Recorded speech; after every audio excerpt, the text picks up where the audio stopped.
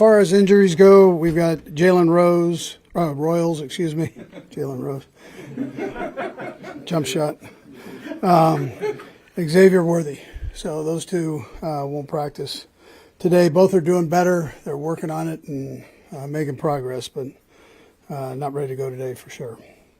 I look forward to the challenge of playing the Eagles. Good football team, obviously, and they know us, we know them, and it should be a heck of a game. So with that, time's yours. Is surgery under consideration for Xavier? No, not right now. What about short-term injured reserve for Worthy? No, I mean he's just rehabbing here. There's still some optimism that maybe Jalen Rose might be available this week, or? Yeah, probably not, but be a stretch. How did you feel like that the receiver group in general responded, especially Tyquan, with having him step into a bigger role? Yeah, I thought all the guys did a good job. You know, they kept us in the game there. So I thought they did well catching the ball a few yards after the catch, and Juju included in that bunch. Hollywood had a big day, you know, so it was good to get him back in the swing. Andy, obviously, since it's a new season, does the Super Bowl hold any strategic benefit at all in terms of what you study and tendencies and such for this time around? Well, I think we know them and they know us. There are going to be wrinkles in there, both teams, but pretty familiar with each other. They have a lot of guys coming back. We have a lot of guys coming back, so you know, you have that part of it. And I wanted to ask you about the field goal fire drill at the end of the first half, and we'll talk to Dave about it tomorrow too. But what were the things that had to go right for that to happen? Yeah, normally you say it's about 20 seconds that you need. So when in camp, we normally work it right in that area, and we work on it. The thing that gets underlooked, like I mentioned after the game, was Noah exploding back with the football. So that was saving seconds there, which were important in that situation. And that part won't be talked about. Obviously the kick and the hold and the snap and all that, getting guys off the field and guys on the field. But Noah getting that ball back kind of made the whole thing work. And then Dave was on top of it on the sideline. He and Porter were working the sideline, getting ready for it. Coach, post game, you said that the team was flat. They didn't really have much energy. Now that you've been away from it for a few days, you put your finger on why that was? Yeah, there are no excuses for any of us on what took place. So we've got to do better. Energy is one of the things for sure. So, Coach, on that front, kind of, I mean, that play when you pull that off, the scramble drill for the field goal. I mean, that's an emotional play. I mean, guys know they really executed something. You can't do that unless it's at the end of a half or end of a game, right? So it's tough to carry that momentum forward. But did you feel like you had the emotion coming off that play, being able to execute that so well, and then maybe it's kind of a drain to have it all go out while you sit in halftime? No, I didn't think we lost that part. Now, it was emotional. I mean, that's an exciting thing to do in this game, to be able to pull one of those off, especially when it's less than what you think you can get done with, but or at least in that danger zone there of not getting it off. But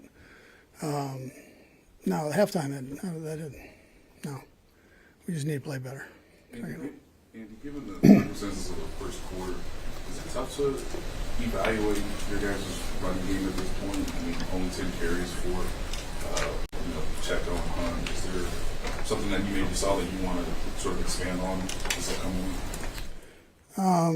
week? Not right here, no. But what I mean is it difficult? We need to do better in that starting off. Last year, what do you remember that you and Brett liked in Tyquan to originally bring him here, and just how do you feel like he's been ready for this moment of getting elevated since? So Brett liked him. And then I had mentioned before, I think, that Bill Belichick called me and talked to me about him. Thought he was a good football player. And so Brett was bringing him in, and Bill kind of said, hey, this guy's really got great potential. So, what do you think has led to maybe that chemistry with Pat with the downfield passing, if they were able to convert one of the three the other night? Yeah. Well, he's fast. And he's a big target, so he runs good routes. We'll go across the room. Go ahead, Todd. As you went back and watched the left side of the offensive line, the young guys especially, what did you like or not like about what you saw Friday night? Yeah, so I like the effort they put in, and there were more good plays than there were bad plays, and some great things to learn from. And some things that they did I thought very well, so it was progress, and they'll keep growing as we go on here. Coach, there were a couple of moments talking about the emotion of the game that there was some emotion between the teammates. I know Kelsey and Jelani looked like had some little words, and Drew and Chris. In a game, is a situation like that, is it sometimes to be expected? I mean, are there moments where you're okay with that? It's an emotional game, so that's all part of it. And guys are as much they pull for each other, they get after each other. I mean, that's all part of it. So when guys do good, they jump around and tell them how good they did. So it's all part of it. Time and a place for everything. Sorry. Coach, is there one side of the ball when you play that first game? I know you have a history. Jim Harbaugh's not his first game. You all, his coaching staff, you have a history there. But everybody's trying to reinvent themselves in an off season. Does one side of the ball have an advantage in that opening game when there's not current this year tape? Is it easier to? Seems like it's normally the defensive side, but as you look at this past weekend, with all the teams, it looked like it was more the offensive side throughout the league. Normally it's the other way around, but this year, We'll go last couple, Nick and then Sam. Go ahead, Nick. Andy, with Xavier going down like that, I know it's next man up, but whenever you're in that situation, how much adjustment happens that we don't realize from a play calling perspective?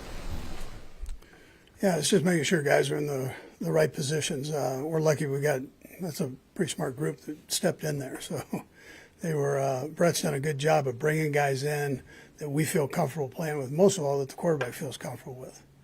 So it's been a plus. And then they work all the situations and the substitutions all the time. They do it during training camp. Everybody gets a chance to play during training camp.